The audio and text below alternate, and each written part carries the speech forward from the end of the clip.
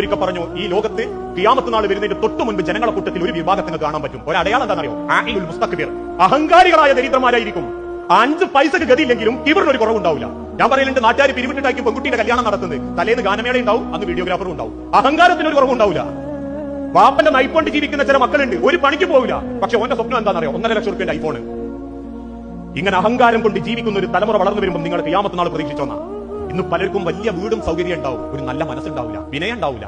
അള്ളാഹുവിന്റെ ഹബീബായ നബി തങ്ങൾ നോക്കൂ, നിങ്ങൾ കറുത്ത ബിലാലിനെയും വെളുത്ത അബ്ദുറഹ്മാനെയും ഒരുപോലെ റസൂലുള്ളാഹി സ്നേഹിച്ചു. ഇന്ന് ചിലർക്ക് ലോകം കൂടണേ ആ പവറിലുള്ളവർ എന്നെ വരണം, ആ തറവാടുള്ളവർ എന്നെ വരണം. ഞാൻ പറയുന്നുണ്ട്, കല്യാണ വീട്ടിൽ ചെന്നാൽ പോലും ക്ഷണിച്ചിട്ട് എല്ലാവരും പോകുന്നതെങ്കിൽ നമ്മളെ തൊട്ട് മുൻപിലുള്ളവൻ അത്യാവശ്യം പവറിൽ ഡ്രസ്സൊക്കെ ഇട്ടിട്ട് തരക്കടില്ലാത്ത ഒരു തറവാട്ടുകാരനാണ് ക്ഷണിച്ചുണ്ടോയ പുരക്കാരൻ കൈ പിടിച്ച് സലാം പറഞ്ഞ് ഭക്ഷണഹാളിൽ കൊണ്ട് ചിരുത്തിയിട്ട് കോരി കൊടുക്കുന്നവനോട് അറിയും, നമ്മളെ ആളങ്ങൊന്ന് നോക്കണം കേട്ടോ കാര്യമായിട്ട്.